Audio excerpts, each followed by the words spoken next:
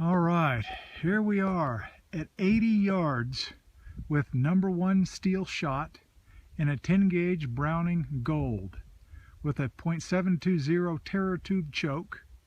The purpose of this is to see which choke shoots the tightest pattern at 80 yards with #1 steel shot. For today I used the TPS wads. I used 1 3/4 ounces a shot going at about 1,300 feet a second. And I used 35 grains of Alient steel powder, Remington cases.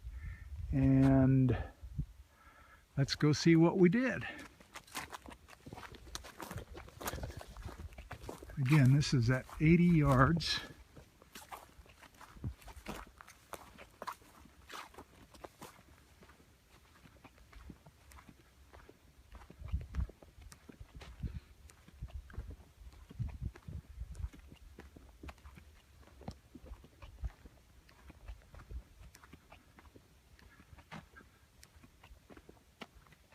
All right, here is my wads here, and the way I cut them, they usually go about 50 yards upstream.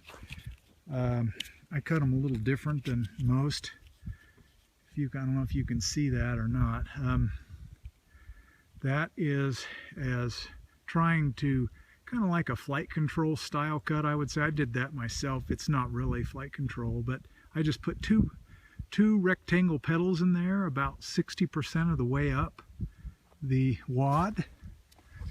And I know we're breaking all the rules today. We're usually a flight control style wad would do best with an improved cylinder, right? Or maybe a modified. But for some reason, and I don't know why, but a Terror tube choke with this wad cut this way shoots incredibly tight patterns. Here is 80 yards, #1 shot steel. I don't know how well you can see that. That looks to be at least about a 50% pattern, I would say. Again, there's no goose getting through that. I shot it a little bit high, maybe at the bottom. No, there's no goose getting through that. Again, that's at 80 yards here. This one is probably more like a 40% pattern, but I pulled it a little bit to the left. This one I pulled a little bit high, again at 80 yards. That's still almost a 50% pattern.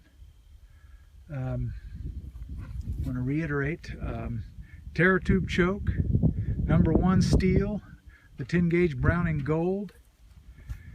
Definitely a Terror tube choke wins the day as far as shooting a tight pattern at the longest ranges for some of us who like to pass shoot geese. Thank you very much.